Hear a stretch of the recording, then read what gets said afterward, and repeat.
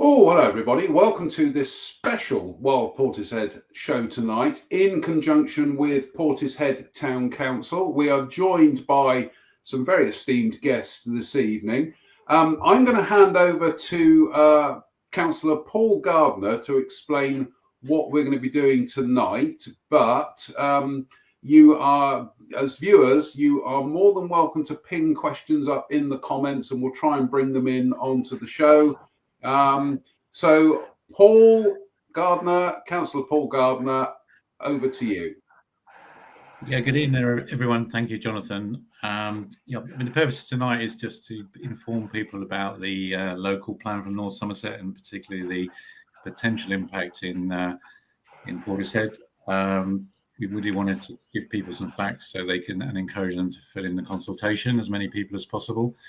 So that's really the purpose of tonight. This has been recorded, so if your connection goes or your friends can't get in, there will be a recording for people to watch. So I, obviously a town councillor, I had a bit to do with the last campaign about 4 years ago to try and prevent development around Western Bigwood, and also did a lot of work on the Portishead neighbourhood plan a couple of years ago. So I'll just introduce the other guys. Peter, would you just like to say a few words? Peter, can you hear me? Peter Burton, District Councillor for Southwold. Can you hear me, Paul? Yeah, I've got you now. Yeah, thanks. Peter Burton, Councillor for Southwold. Yeah. Thanks, Peter. Yeah, Chris. Chris Ferring, interested in the conservation wildlife of the area. Lifetime experience of looking at that, and also not just the natural environment, but also have a fascination with the human environment as well. We go together. Absolutely. And Paul Churchill. Yeah, hi, good evening, everybody. Paul Churchill, resident of North Western. I was a councillor for a period of time. Many of you will know that. Campaigner for the protection of the Greenbelt in and around Western Bigwood, and also campaigner for North Western in general. Okay, thanks, guys. I'm just going to do a little bit of introduction in terms of the current local plan proposals. Then I'm going to hand over to Peter, if that's okay, Peter. I think it'd be great if you could just give a bit of a historical context, because obviously, this land has come up in the past many times, and that would be brilliant if you could do that. And I think after that, Jonathan's going to. We have had some questions kindly put in by residents, so Jonathan's going to bring some of those for us to answer, and then he will moderate other people who are asking questions on Facebook. So that's how it's going to work. So the current local plan, the previous one as it was sitting there today, it's got a housing supply target of 15,375 for North Somerset. The government has imposed a new target of 23,985 homes. That's an additional 8,620. This is over 15 years. So it's a 15-year plan. Which would mean building about 1,600 dwellings a year. Just for everyone's knowledge, North Somerset has never built in any year ever more than 890 dwellings. That was the best year ever. So one could sort of be a little sceptical about the target, but anyway, that would be what would be required. Basically, North Somerset in this additional sites consultation, what you've seen, they've got 3 categories of sites. In the current version of the plan, there are 505 dwellings planned in Portishead. Most of them are around Wyndham Way, Old Mill Road, and the railway station, should it arrive. That's category 1, which are kind of already there. They've now got in their additional sites, they've got 2 categories. The second one is called most suitable, as they call it. There are 0 dwellings in Portishead in that category. And just for everyone's information, there are 4,000 homes at the Wood Spring Golf Course near Yarnley, 8,000 in Weston, and something like 3,000 in Wolvershill near Banwell, and a couple of thousand around Nailsea and Backwell. Just so you know the kind of the scale of this. So, and then the third category is what they call potential sites. It has got nearly 11,000 dwellings in it, of which 686 are in Portishead, and pretty much all of them are on the land surrounding Western Bigwood. So just to give you the scale. So it means that to meet the target, they need about 10% of this 11,000 extra ones in their kind of sort of least suitable category, if I put it like that. All right. So that's to give you some context about what we're talking about here. Peter, I think, as I mentioned, I think a bit of a history lesson around planning would be really useful for people. I certainly was well informed by you 2 or 3 years ago. So would you do us the honour? Thank you. Yeah. Okay. Will do. Thanks, Paul. Most of the green belt in this area was actually agreed in 1957. What I think we've got to check now and be very careful about is Avon County, in their wisdom, in the 1990s, decided that there are certain areas around Portishead that needed more protection. Therefore, they actually extended the green belt. The old line used to be very much through the floor of the Gordano Valley. They extended the green belt virtually to the boundaries of where we now live. So that is the green belt, which I think the county had very special reasons at the time to bring it forward. So much so that Avon Wildlife Trust got very involved and started actively managing Western Bigwood. The town councils in the area got together and came up with a document called the Plan for the Gordano Valley, which Paul and the town council have revised some of the ecological data in it. And that document, I think, was very useful. And what I think we've got to make sure doesn't happen is that the district council just decide this roughly 1,500 extra houses that aren't on preferred sites are distributed. Oh, well, Portishead can take its share. Western will, so will Clevedon. Because I actually think, unlike most other settlements in North Somerset, we have a lot more modern data relating to our greenbelt. And Chris was actively involved back in the 80s with the document of the Gordano Valley and the use of Western Bigwood. And I've just been reading through today the old inspectors' reports, and they're very clear that the areas around Derrick's Nursery, well, sorry, I call it Derrick's Nursery. That's the land below Western Bigwood, owned by two different people now. But that land is vital in the view of every ecologist who's looked at it to protect the integrity of the Gordano Valley, which has a national nature reserve in it and a lot of other unique habitats. And it's the connectivity that's important. It's not necessarily the agricultural use at the moment. It's the free access to the Gordano Valley from Western Bigwood. And the same thing applies to a large amount of Portishead Down. And the other interesting point I thought the inspectors came up with on that is the piece of land between Western Bigwood and Forehill, which again, the inspector was very clear. It needed protecting for ecological reasons because it was a corridor to the Forehill.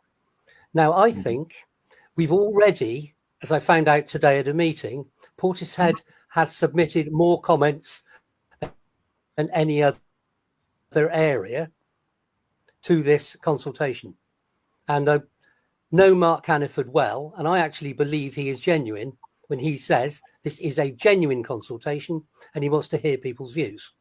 So this is why I mentioned to Chris that we ought to make sure that genuine, sensible views are put in, because it's all very well to say the schools aren't adequate, the doctors aren't adequate, and all the other things which every other district and every other town in the district is going to come forward with. I think we have unique and particularly important reasons to protect the area around Western Bigwood. So that's where I stand, and I sincerely hope the people of Portishead will give genuine, logical reasons why these secondary areas that the council are consulting on are not suitable to be included for residential development. Thanks, Peter. And I've agreed today that when the consultation's over, Mark.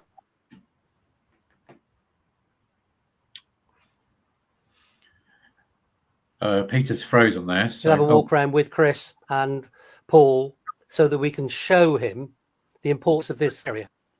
Yeah, so he cut out a little bit there, Peter, but I think what you're saying is you've agreed that Mark Hannaford, who's the decision maker in North Somerset, is going to come round and for a walk, and we're going to show him around basically and show him what a special place it is. And I think to summarise what you said, that our green belt is special. It's not any old green belt. It's not just a ploughed field, and that's been proven in the past and tested through the planning inspector effectively.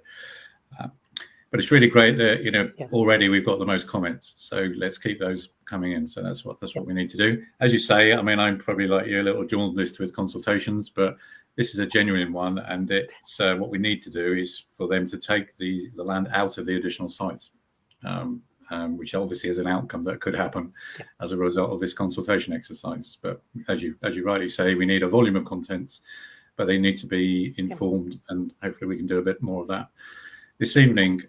Jonathan, probably time maybe to bring in some questions, if you would. Right, we've got a question. We've got several questions here. So I'll go through them one by one. Question one: since a buffer around the woods, this is Western Bigwood, is essential to stop the degradation of the woods and allow wildlife to get in and out, how does this square with the proposal?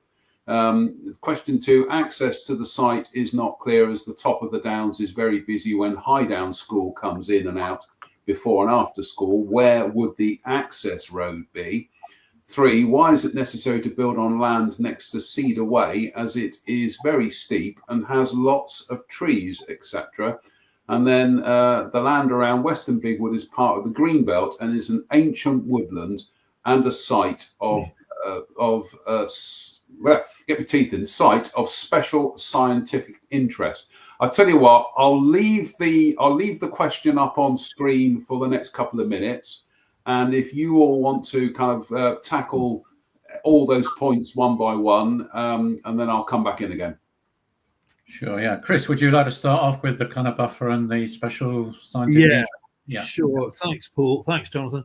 I mean, basically, the buffer zone is absolutely essential, and I believe Councillor Burden just mentioned what I was always led to believe, and that is the fact that if we look at the southern side of Western Bigwood, the buffer was the road, and that was always seen to be the preferred buffer zone for the woodland, giving it that special protection.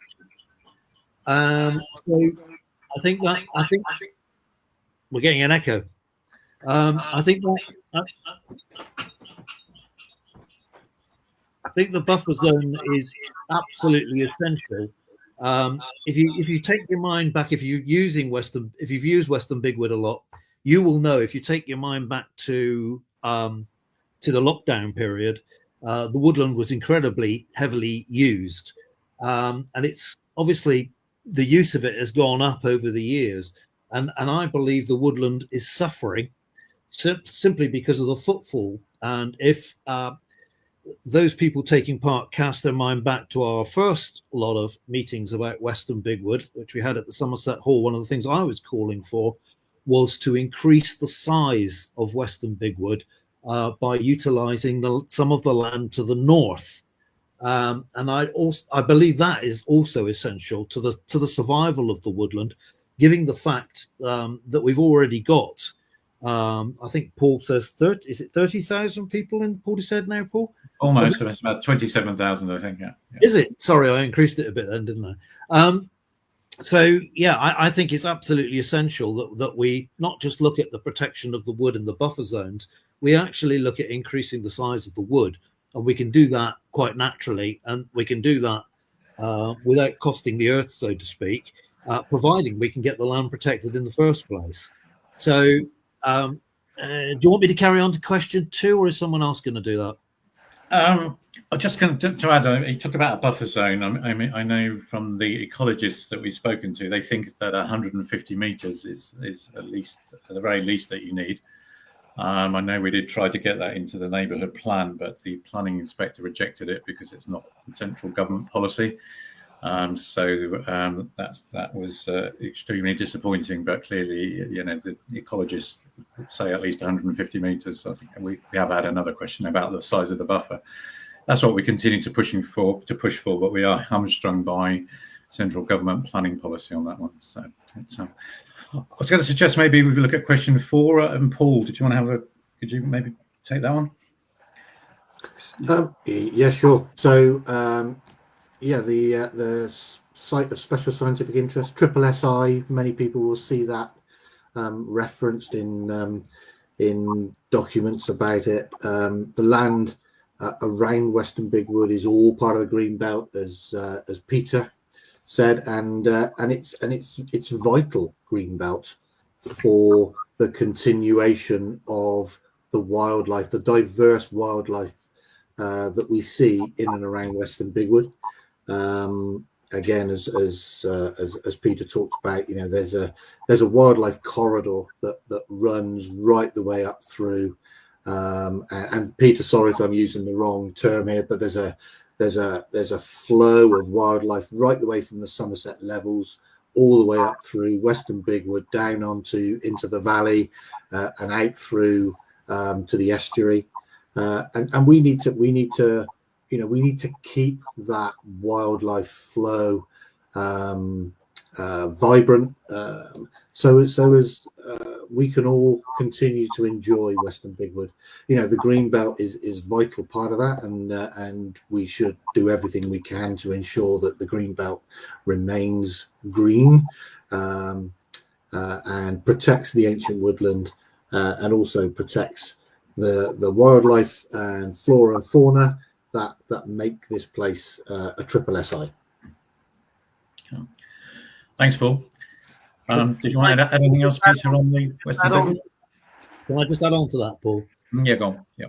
Yeah, I mean, basically, if you think back to our first meeting that we had at the Somerset Hall, in Wikipedia, which I directly quoted from at the time, it said that Western Bigwood was obviously an ancient woodland, but it was one of the top 50 examples in the whole of the country of a classic ancient woodland due to its flora and its fauna. That's worth pointing out.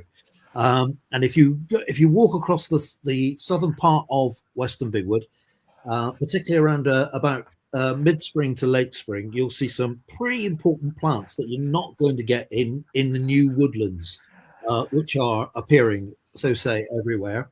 And also, it's well worth, when people are walking along the southern part of the woodland, looking out for the lime trees that are there. They're really quite unique. So it has lots of unique features on its own. But the fact that it cannot be taken as on its own, because if it was developed around it, and the width of buffer that you were talking about, Paul, to be quite honest, is quite frightening, to say the least. Mm-hmm. There'd be so much pressure on that woodland, it would die. Yeah. That's it. It's the end. Yeah. You can protect it as much as you like, but if you're going to build right up to its fences, then it's dead. Yeah, you mentioned that obviously there's lots of rare wildflowers, orchids, but wildlife, including birds of prey, as we all see. Yeah. And we've got roosting bats, which are obviously that's a protected species, so that's all within the woodlands. So it's probably worth people mentioning those rare species and protected bats, because they obviously do need protecting by law. Peter, there was a question about Cedar Way, the land there. There's obviously there's a lot of woodland there already. I know there's some veteran trees there and ancient trees, which clearly they're also protected. Have you got any particular comments about that piece of land? Or? With Cedar Way, the piece coming up, yeah, it's green belt. Some of them have tree preservation orders on them, and I just think it fits into the whole package that should not be developed.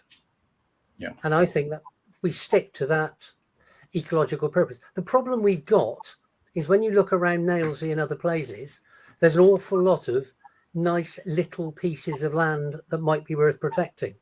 I think our whole point has to be we have a very large piece that is of national, at least, importance, as Chris said. Yeah, that's right. And obviously, if you take out one piece of the jigsaw, which Western Bigwood, which would obviously be destroyed if you build around it. You basically take it that the whole thing will collapse, won't it? The whole Cordona Valley ecosystem. Domino effect.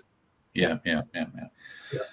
Okay, there was a question there, a different question about access. I mean, it's hard to imagine where the access would be. You know, there might be up from Merlin Park and down at Western Wood Road, but you know, really, if they're going to do it, they're going to have to build roads all the way through, which again would only further destroy the environment. But there's not particularly great access, and as the question hints at, there's already a massive amount of congestion around High Down School, basically. So I don't know. Anyone else got? You'll take the train up there, Paul. Yeah.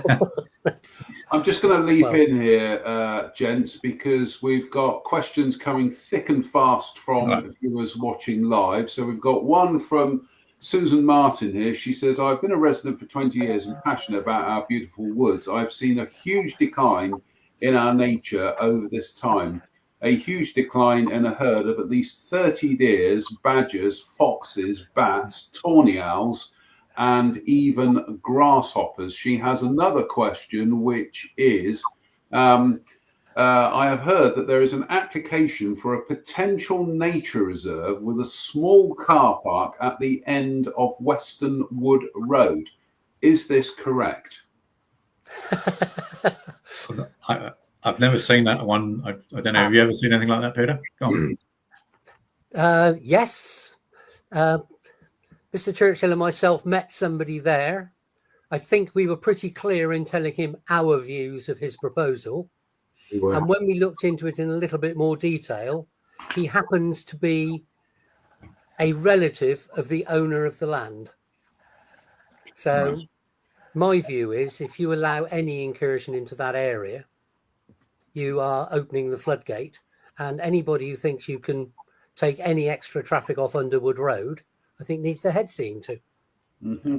We've got another question here from Isabel Palmer. She says, should we try to get support from different trusts and public-private organisations to support non-development?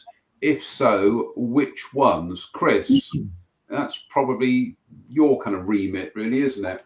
Me? Oh, you know what I mean. You've got experience with some of these organisations.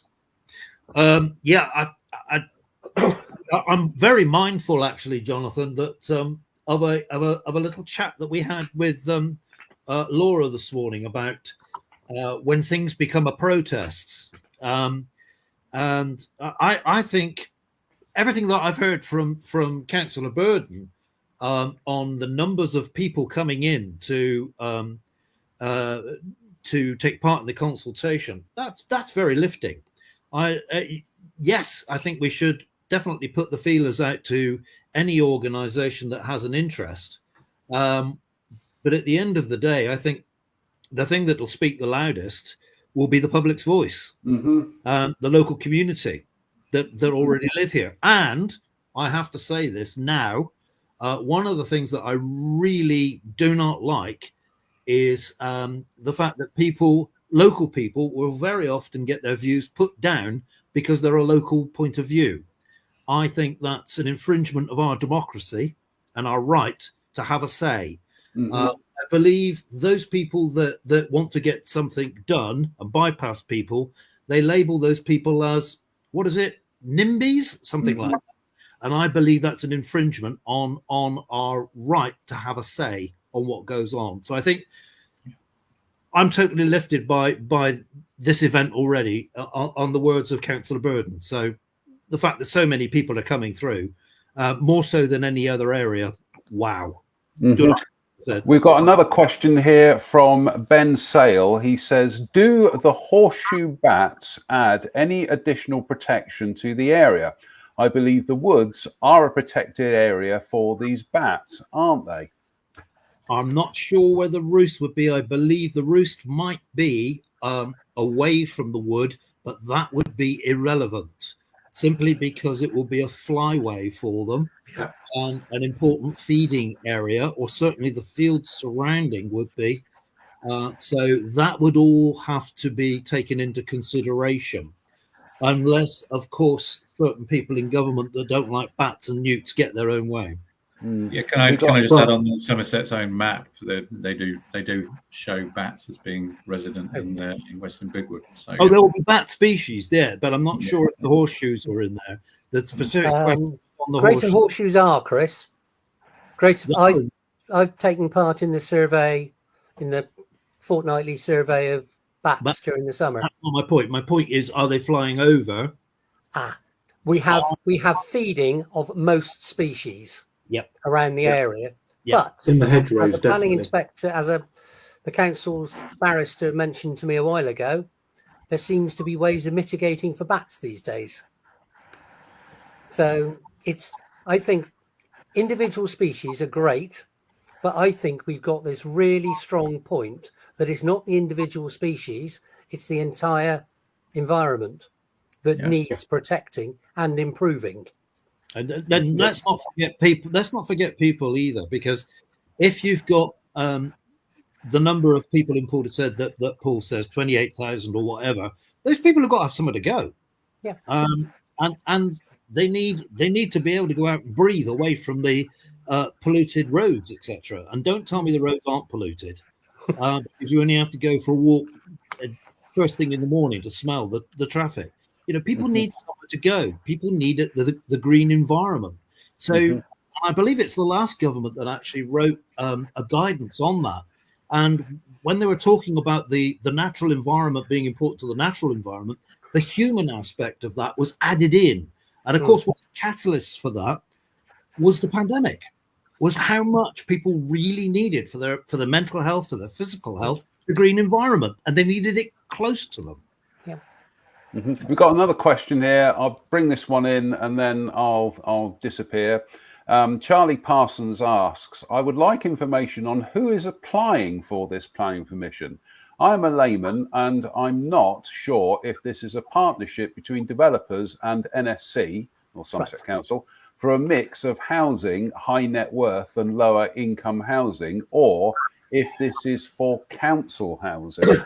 I would like also to know why this area was chosen, considering the fact that people come from all over Portishead to use the space rather than land on the outskirts, which has less appeal as a recreational space.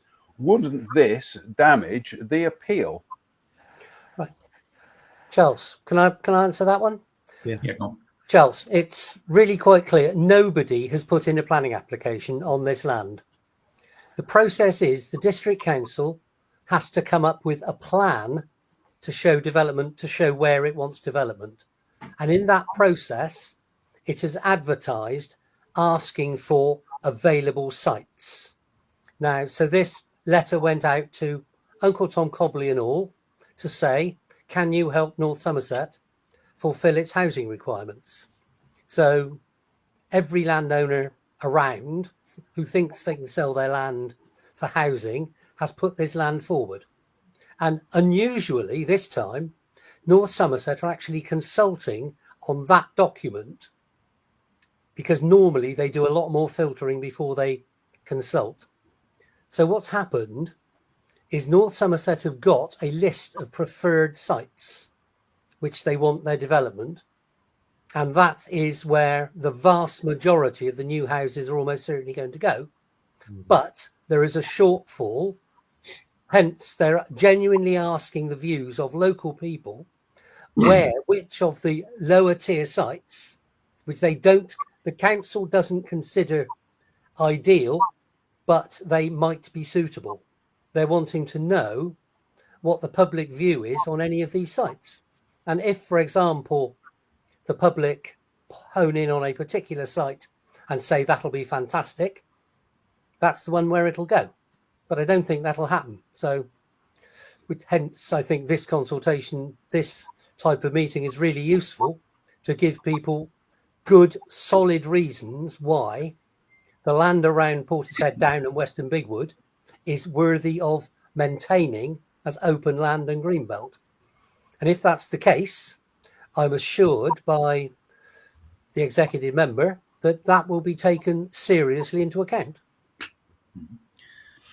Thanks, Peter. It's probably just worth saying that they're absolutely right. There are no planning applications, but nearly all of the land around Western Bigwood has got a developer interest in it. So when you check the ownership, you will find somewhere hidden behind a legal firm in Bristol, you'll find a developer. So for people who don't know, developers have these large land banks, and they sit on them.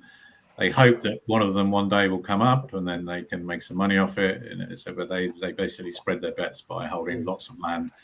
And around here, it's just as an interest. So yeah, that's the way it works. Yeah. I'm just going to dive in with, we've got another question here from Claire Aston. She says, can I ask if there's an option to change the fields into a community-owned asset for rewilding or diverse agricultural usage? And that also kind of slightly vies in with what Agnes Van has said.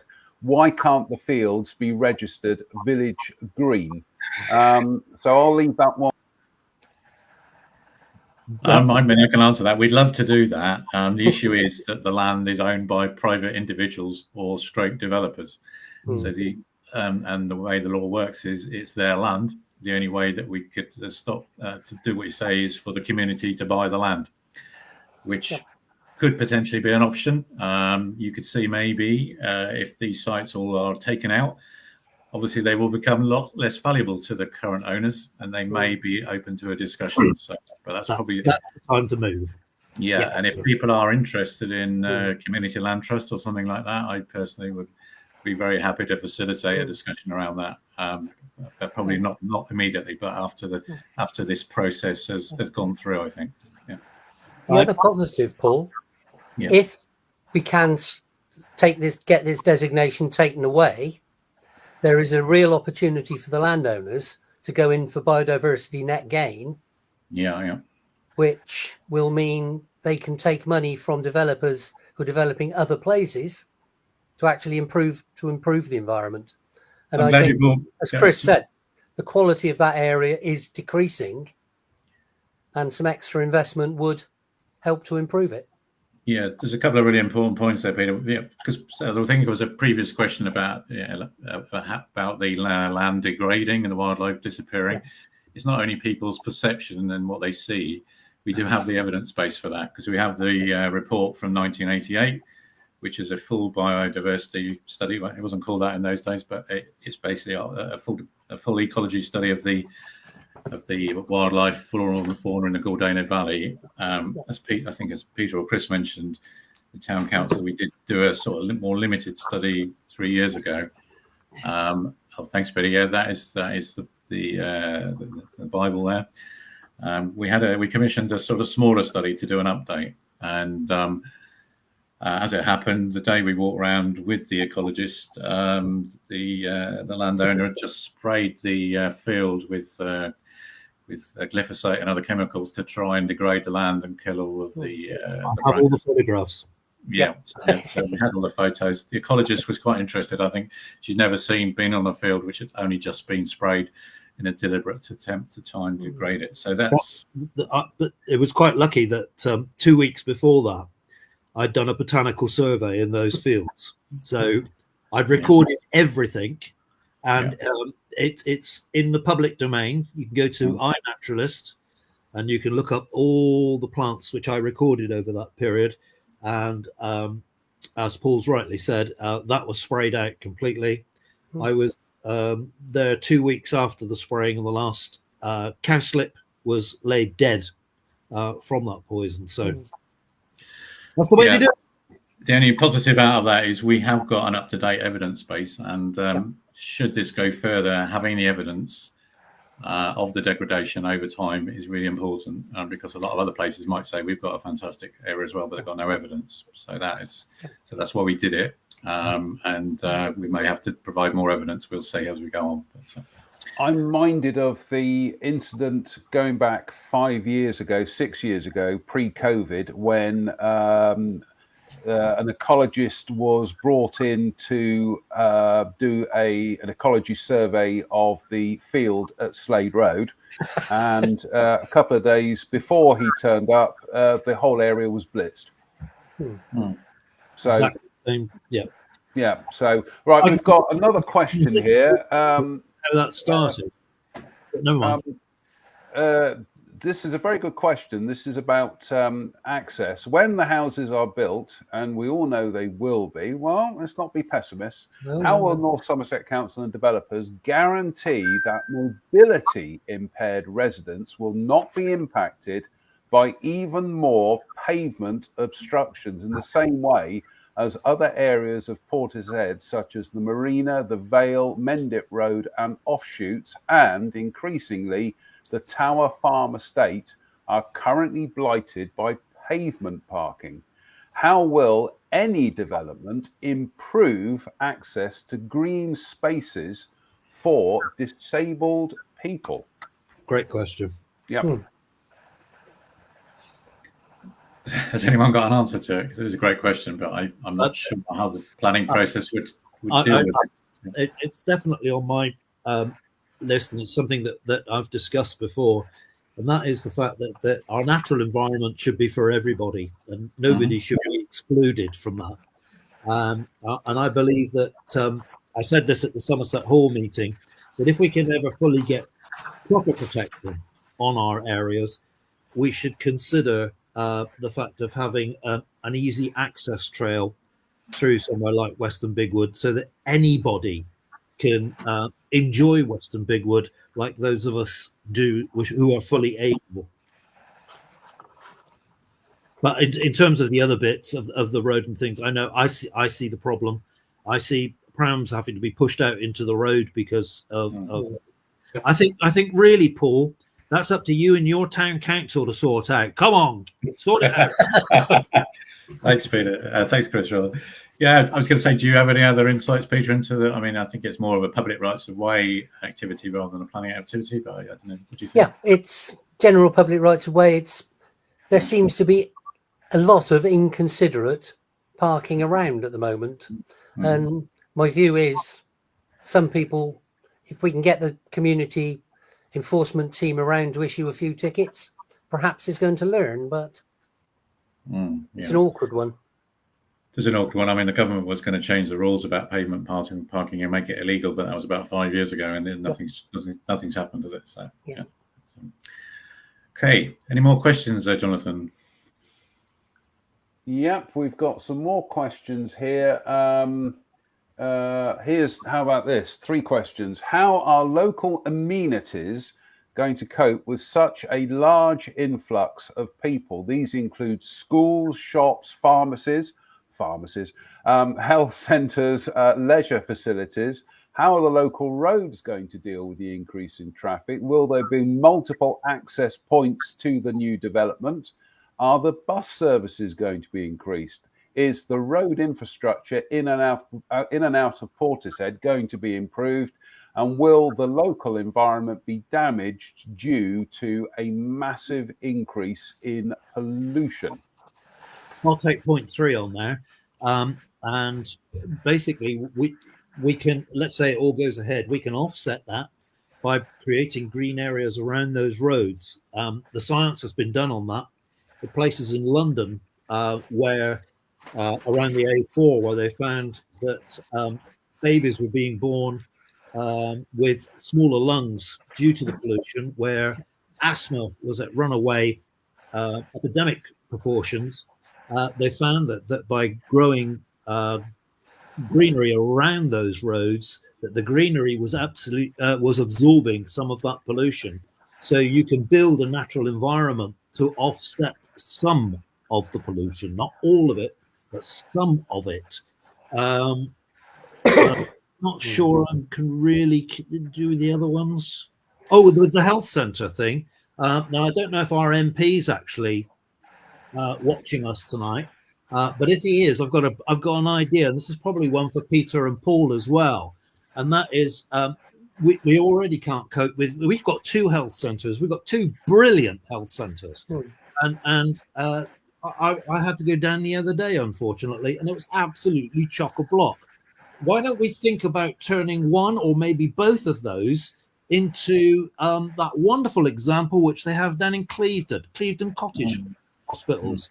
We can actually do it. I mean, the one at Harbour Road is already a very big building, and all you've got to do is add a building on top of the existing to the Portishead Medical Group's building, and you've got a cottage hospital there. Just an idea. Just an idea. It's a great idea. I mean, I think the short answer is clearly there would need to be new facilities. It's always a battle, but yeah, that's clearly you would need them. In terms of the traffic, I think we did touch on that. I mean, obviously where the location is, the access is very poor. It's clearly it would add to a massive amount of congestion coming down Avon Way into the High Street and trying to get out of Portishead.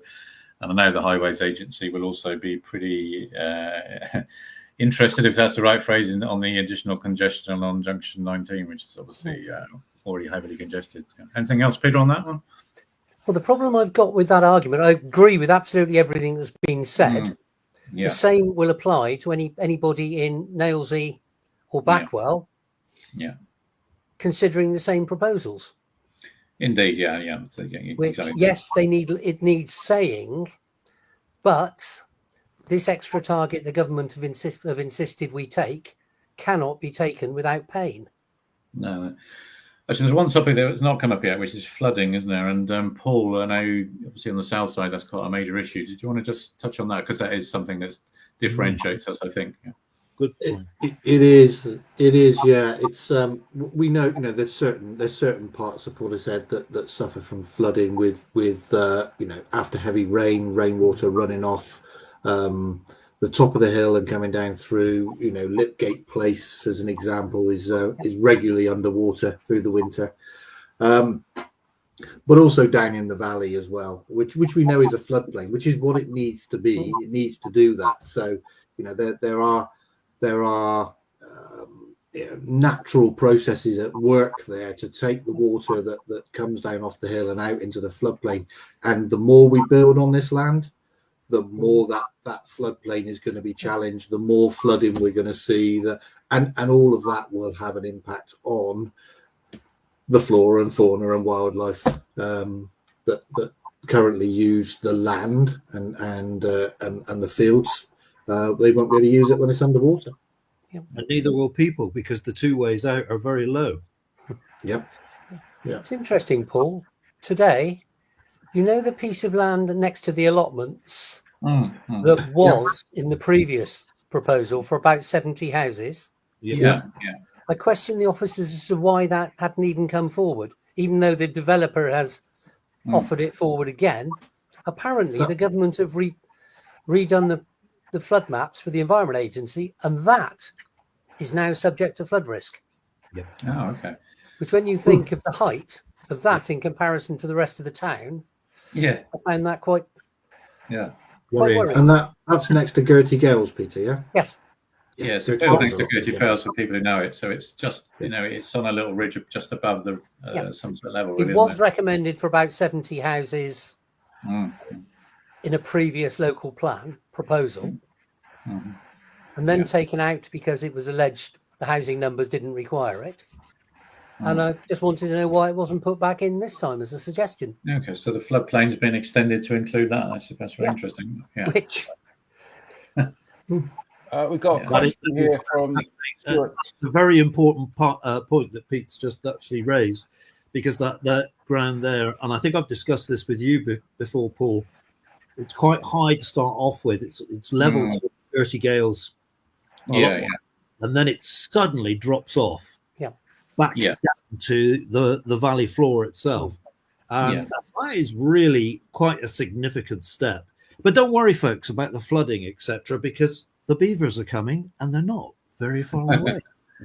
We've got a question here from Stuart Tarr. He says, North Somerset Council and prospective developers would recognise the constraints of Greenbelt, ancient woodland, SSI, etc., but it is not the woodland that is to be developed, and with an adequate buffer zone would respond with further mitigations to allow development to proceed.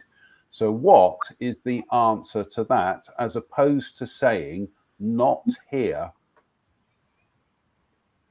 Can I take that in two parts, Stuart? I think Portishead down, there might be an argument to say there is a line that could be drawn. But as far as the land below Western Bigwood and to the side of Western Bigwood, I don't believe there is, because that's its major connection to the Gordano Valley. And we're not just talking about protecting the wood, we're talking about protecting the entire area. Yeah, I think that's a fair point. I suppose the other sort of related point there is where else in Portishead would you build? But that's obviously what's already in the core plan, which is the kind of Old Mill Road, Wyndham Way railway area. Yeah. Whether you could increase the density of that whilst retaining commercial land and some community infrastructure at the same time, I guess that could be looked at, couldn't it? Because obviously there is quite high density housing already around there. Yeah, got a question here from Neil Morrissey. He says, sorry, Niall, where does the Gordano Valley Bottom ISSI extend from south to north? Does it extend up to the Clevedon Road? If so, then surely it and Weston Bigwood and its surrounding area are all part of the same system. Yeah, I would argue ecologically they are part of the same system. Yeah, exactly. They are. I think maybe there's some terminology. The triple SI, the Western Bigwood is defined as that area as a special scientific interest. Obviously, the estuary is also a triple SI and a Ramsar site. Then you've got the Gordano Valley itself, which has got other triple which is SI National Nature Reserve. Yeah, that's a National Nature Reserve. It's also in the North Somerset's policy as a green infrastructure corridor. So it has all of those different protections and designations, basically. But the point, it is all joined together. Absolutely, that is the main point. Yeah. I'm just gonna bring in another question here from Marjorie Hookham. She says, surely building on the land around Western Bigwood, in addition to the detrimental effect on the wood itself, would exacerbate flooding on the valley floor. And I think anybody who knows that area outside Gordano School by the footbridge, you only have to have a little bit of a downpour and, it's a river, isn't it? Yeah. The water's got nowhere to drain to. Yeah, it's caused by obviously water coming off the hill, and then the tide on a high tide as well. It all backs up basically. So yeah, it's only just along the road. And that carries on round the island, round sort of sheep fields, round to the bottom of St. Peter's Road. It's a growing problem there. Yep. And we've got another question here from Ben Sale, who says, how important are our fields in terms of the green and blue corridors mentioned in the local plan? I think we're saying they're extremely important. I just pick up one of the points Peter made about the biodiversity net gain. Basically, if you're going to develop anywhere, you have to provide a net gain for biodiversity net gain of 10%. So clearly, developing this land, there's going to be a massive decrease in biodiversity, which then have to be made up somewhere else. Clearly, one of the defensive things we can do is suggest to the landowners that actually this land is where biodiversity credits are spent. So they are improved by a development somewhere else which hasn't got anywhere local to actually improve the environment, but they could use the fields around here, and that would actually enhance the whole of the woodland it surrounds and the Gordano Valley. So that to me would be the best outcome out of this, really. And we've got another question here. Bear with. Let's have a look. Bert Bennett says there is an opportunity to get guidance at Northwestern Village Hall one Saturday afternoon this month, and he's putting the onus on you, Councillor Paul Churchill. He says Paul Churchill will know the date. Yeah. So this is something we set up as part of our local community group. We know that within Northwestern, as an example, we've got a large number of people who have limited access to complete the consultation form because they may not have internet access, or they may just want a little bit of help and guidance. So what we've done is we've booked up Northwestern Village Hall on Saturday the 15th of March from 2 o'clock till 5 o'clock in the afternoon. Paul Gardner and a couple of other councillors have very kindly come along to answer any questions, along with a couple of the residents who are going to go along. We're going to have laptops, we're going to have tablets. We'll log people in, and we will, help them, assist them if they want it.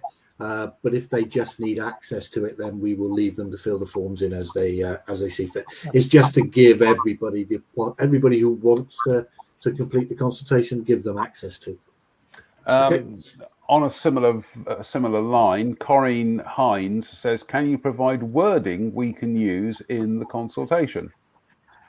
Okay, what we'll do after this is on the Town Council Facebook site, Facebook page, and if we can on the website, we'll just put some bullet points with the main points that we suggest people would like to make. As Peter said a couple of times, there are sort of arguments which are just the same as everywhere else, but we're kind of focused on the ones that are special to us. We'll put some bullet points. I think we'd encourage people to use their own words, but and use the bullet points as a guidance. Okay. So we'll do that, and that will appear tomorrow. Okay. Brilliant. And we've got a question here from Emmy Thompson. She says, the airplane fuel lines a protection against development? I think this is down on the coast. No, it's running through Godano School, isn't it? Through the You've got the fuel dumps over at near Chalcombe Rise, and then there are pipelines. The answer is quite clearly yes, but a very narrow protection because it goes through Sheepfield Gardens. Mm-hmm. We thought we could protect the entire roundabout because of that. Mm-hmm. And we were proved wrong. We've got a comment here. I think this is from Robert Bull. I think this is regarding writing to North Somerset Council. Can you submit written, i.e. handwritten comments? I haven't found a facility to do that, which is pretty annoying. And so I went to the library as well, and the library have not received any paper copies. That's why we're doing this session at Northwestern, so that we can help people who haven't got access to online, basically. So it's pretty poorly for North Somerset. I have no idea why they haven't done a paper copy this time, but yeah. I think if you address to the planning department, yes, it would be taken into account, but the present chief executive wants absolutely everything done online and makes it as complicated as possible for somebody to use a pen and paper. You've got another question. I've got a question here from Susan Martin. She says, Natural England plays a crucial role in conserving and enhancing our natural environment, ensuring biodiversity protection and promoting sustainable land management. Given that this proposed housing development will inevitably impact local wildlife, green spaces, and potentially designated sites of environmental significance, how does the council, I assume that means Portishead Town Council and North Somerset District Council, how does the council intend to address these concerns? Specifically, has Natural England been consulted, and what measures will be taken to prevent irreversible damage? It's probably what a brilliant question. Yeah, I certainly have spoken to Natural England in the past when this came around last time, so we have a kind of relationship with them. They provided some advice on buffers, and there are obviously Natural England Environment Agency policies which kind of help. But clearly, we would, assuming this goes forward in any way, we would obviously re-engage with them because, as Susan says, they can be very helpful. Surely they would only really get involved when there's actually a planning application. Yeah, that is a good point. That's right. Yeah. Or if it was included, if it was formally included in the local plan. This stage of consultation. Yeah. My aim, and I think it should be all our aim, is to stop it being mentioned in the next iteration of the local plan. Yeah. Exactly. Because it's going to be a very hard job then until 2040 for anybody to talk about development in this land, because the government are very clear. Yes, they want the housing figures, but they also want a plan-led approach. So if we can stop this land going into the next local plan, it's safe for 15 years. Yeah, exactly. We've got 15 years to buy it. Yeah. Yeah. Better get saving then. Yeah. Well, this is Okay. So There's this a bit of a monster set of questions here, but we'll see what we can do. I've been a resident in Portishead for almost 26 years, and like most people in this area, I do not particularly want more houses to be built here. However, realistically, those houses need to be built somewhere because there's a genuine need. So my question is, shall we carry on rejecting the proposal altogether and objecting to any houses to be built, or as part of a negotiating compromise, as part of negotiating or compromise, suggest what would be the reasonable number of houses to be built around here and where, whilst still protecting the Western Bigwood? For instance, wouldn't it be try to get my teeth in. For instance, wouldn't it be unreasonable, in my opinion, to build some houses at the bottom of what people call the cornfield along the main Clevedon Road, as there's already a road there with plenty of traffic anyway, and it is some distance from the woods. Similarly, maybe a limited number of houses could be built near the top, Merlin Park Tower Farm, since this area is a fair distance from Western Bigwood. And there are already houses and roads there which potentially could be extended a bit. As I understand, the strongest objection to the new housing is the protection of wildlife at Western Bigwood.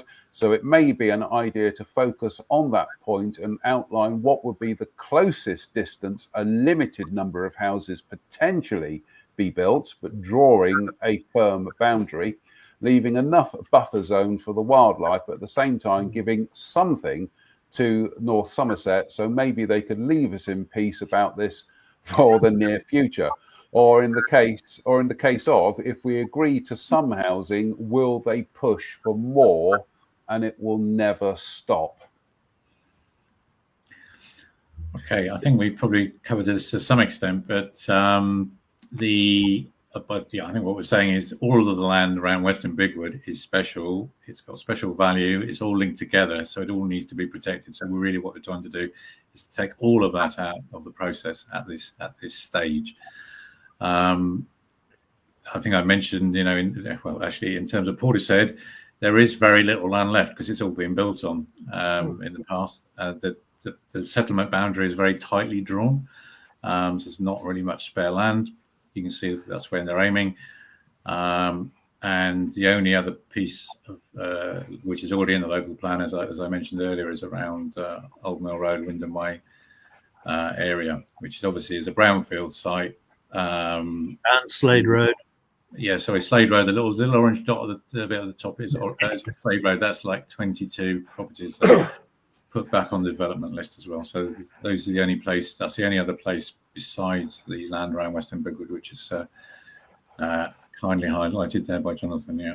So yeah, I guess the other thing to say, yeah, there is some land. The only bit of land really is in the centre of Wyndham Way, Old Mill Road, basically. I'm just going to leap in there.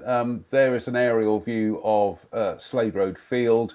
There it is, highlighted. If developers wanted to build there, they've got two access routes. They've got downside at the top of the screen, and then they've got the road off Slade Road, which is obviously a private road.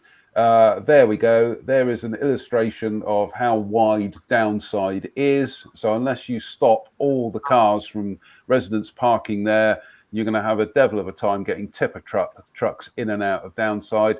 And there we go. That's the access point from Slade Road.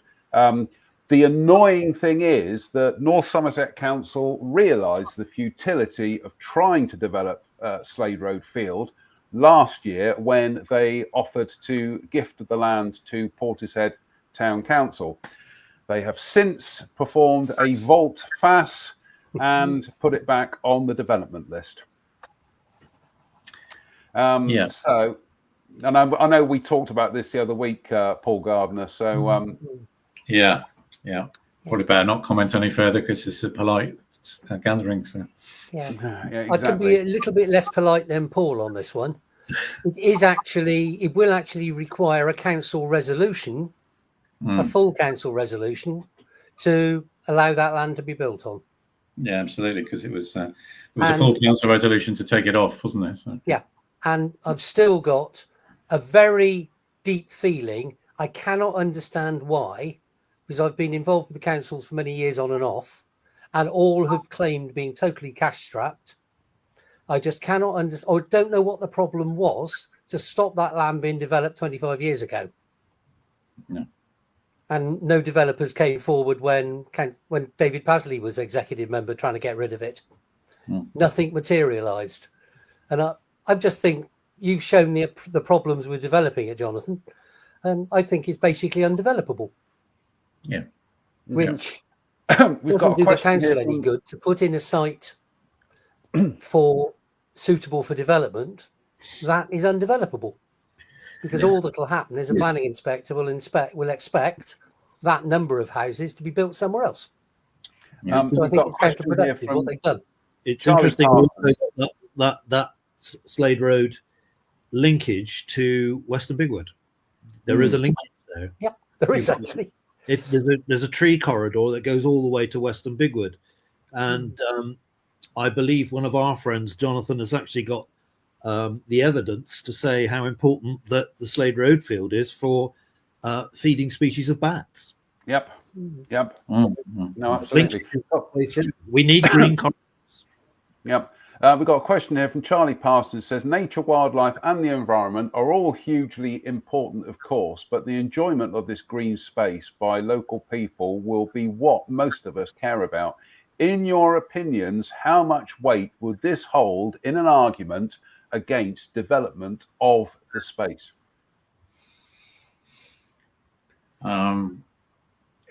It carries some weight. I think the main argument is it's undevelopable, if we can say that word, as we were just saying.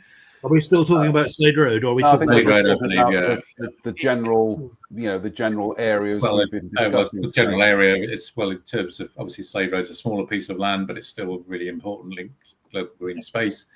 As we saw in COVID, people need green space to frankly survive. So.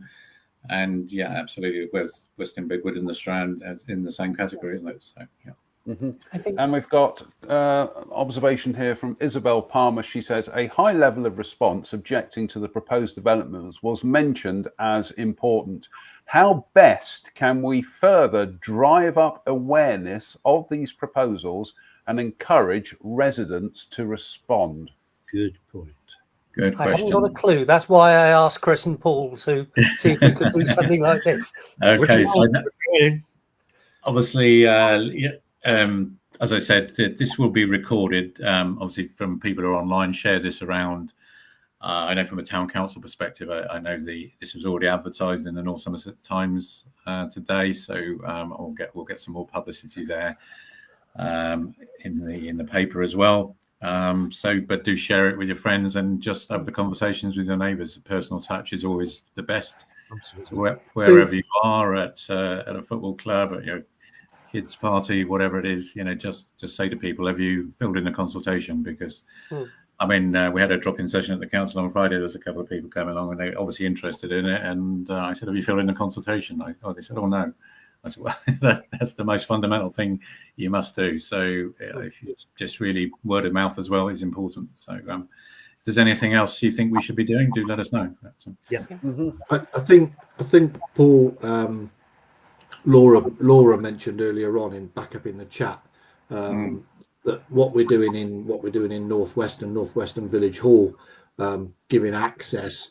We've leafleted, or I know it's quite late in the day, and we did it as a community group for Northwestern. So, I don't know how doable it is across some of the other wards, but certainly for Northwestern, making sure that everybody is aware. So, we've posted multiple times on our community group. We've leafleted everybody about the event going on in the hall, and Laura suggested maybe that could be done at the other halls as well. Yeah, well, if you don't mind, perhaps we might publicise your event as well a bit wider, more widely. We may need more people with laptops and tablets. We did a bit of it last Friday, but yeah, we can. I'll have a look, and if there's anyone listening in from the north side, if anyone else, absolutely, yeah. A question for Paul. I've got a question for you, Paul Churchill. Have you got a poster for the event at Northwestern Village Hall? Have you got one ready to go yet? I have, yes. Excellent. Yeah, we've right, done. okay. Well, it's a flyer, Jonathan. So it's been put through everyone's door.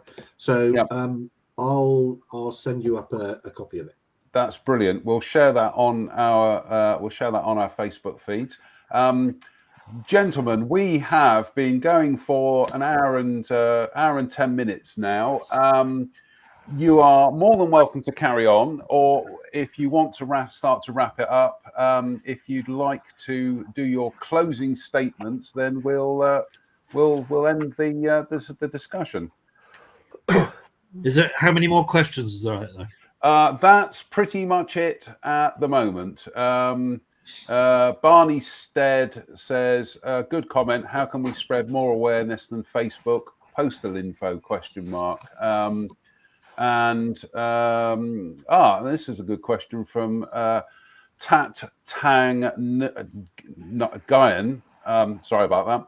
New developments would create more light pollution. As a result, it will negatively impact stargazers, which, Chris, you and I, there we go.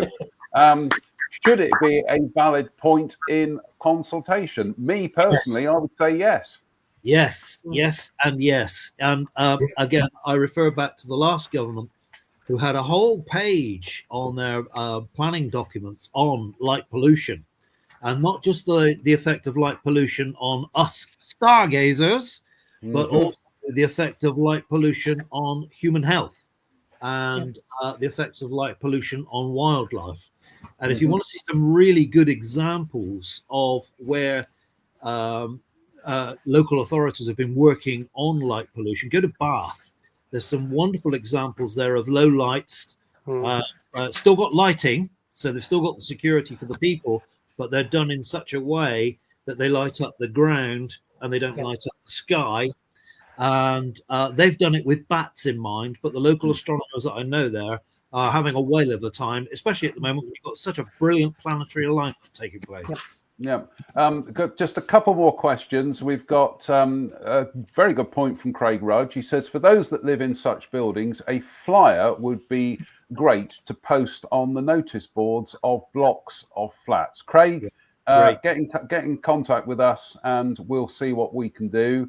And Stuart Tarr, he says, we should mention the community infrastructure levy as a North Somerset Council developer response to improved access, mitigations against water surface flooding, and the provision of important retail and other public services.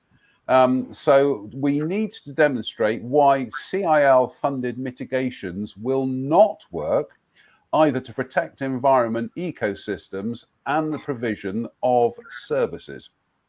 Okay. So Can I'll I leave comment that on one. that one? Yep. Yeah, go on, Peter. Hi, Stuart. As far as the SIL to mitigate our flooding issues, there's a grant application in at the moment for basically investigations to find out what pipes are blocked and where everything goes, because way back in history, council estates on the floor of the valley around Cadbury Road were built over ditches. Some had been filled in, some had been piped. Nobody knows where it is.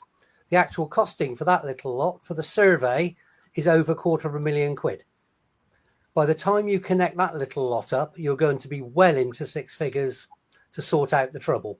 So any levy given by a relatively small number of houses isn't going to solve that problem.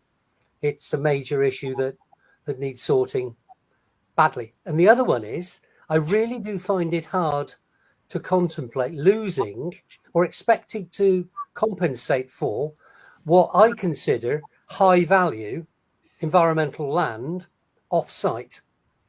I think we should use our high value environmental land should be improved by areas that are less environmentally important. And there are quite a lot of them when you look at the list of sites North Somerset's considering. Yeah, shall I do a little summary and then other people chip in?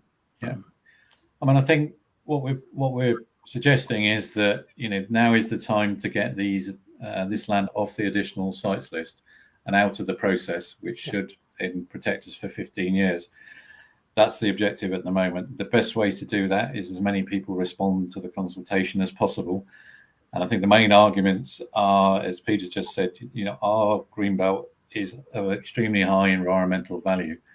That's what differentiates us. And it's not just the wood, it has to be that all of the land surrounding it, because it's all part of a strategic green corridor, the Gordano Valley Nature Reserve. It's all joined together. So that's a really important strategic point, which to me, I think is probably the main argument against the developers. Obviously, you've got government national planning policy, which states that development must minimise impacts and provide net gains for biodiversity, and it doesn't allow degradation of SSSIs.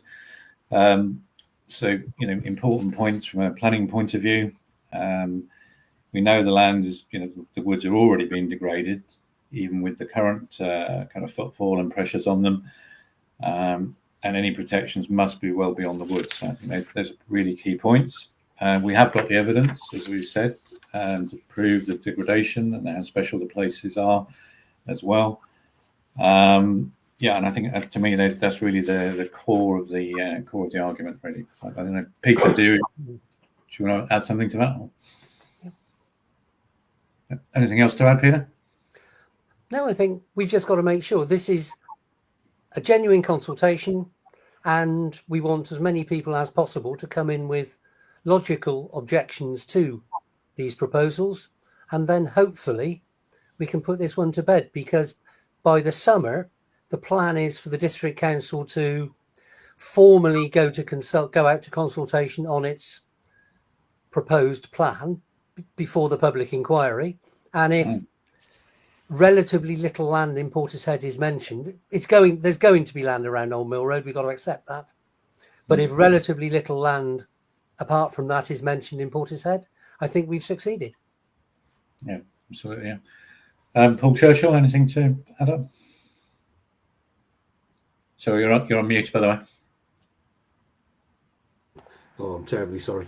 I'm just going to reiterate what pretty much everybody has said, and that is, this is our opportunity. This consultation is our opportunity to have our say, to put forward our reasons for not allowing these potential, these potential areas to be developed, and to protect, what is the lungs of Portishead. It's the last extensive piece of woodland within Portishead, and it's very fragile, and it won't take very much development really to have a massive impact on it. So this is our chance to have our say in the consultation. I urge everybody to speak to their neighbours, to the guy you sat next to, or in the coffee shop, or whatever. Then let's make sure that everybody fills it in. Sorry to interrupt. Paul Gardner, Susan Martin's asking, where is the link for the consultation so we can share it? If you can message me the link, I'll put it I'll pin it to the top of the Wild Portishead page. Yeah, the other way to find it is if people Google North Somerset consultations and just follow the link through there. So it's Google North Somerset consultations, but I will just send you the link. I'm just doing that at the moment, because I think the thing that puts people off sometimes is it's literally that Hitchhiker's Guide to the Galaxy thing of the plans were on display at the bottom of a locked filing cabinet with a sign on the door saying beware of the leopard, so it's they can bury these things quite considerably. Gentlemen, thank you so much for your time tonight. A big thank you to everybody who tuned in. I'll just put the link in the chat. I don't know, are you able to sort of send that to people from here, or have you got? Yep. Right. I'm just going to my Facebook page. Sorry, this is live stuff on the fly here, folks. I'm just where did you send that, Paul? It's in the private. It's in the private chat. Yeah, I got you. Yeah. Right, I'm just putting it onto the comments. Right, Right, I'm just going to put that onto the Wild Portishead page I'm pinning it to the top of the Wild Portishead page. So that will be there instantly right now. So, yeah, there it is. It's on the Wild Portishead page. Thank you for the link, Paul. That's it, gentlemen. I'm afraid we are going to have to wrap this up. I do thank you all for your time tonight. So Chris Sperring, MBE CDM, Paul Gardner, Peter Burden, and Paul Churchill. Big thank you to everybody who's tuned in tonight. Do you know what, Chris? This has been our biggest audience ever. How many? How many? Into the hundreds. Good. It's been very good. Absolutely fantastic stuff. So, Chris, we'll be doing another live soon anyway. Yep. Thank you, everybody, tonight. We will see you all very soon, and keep an eye on the World Portishead page, because we will try to assist people in engaging with these consultations, and as Paul Gardner said, with bullet points and everything. So we'll try our best. Until the next live show, thank you for watching, and we'll see you all very, very soon. So from us all, thank you and good night. Good night.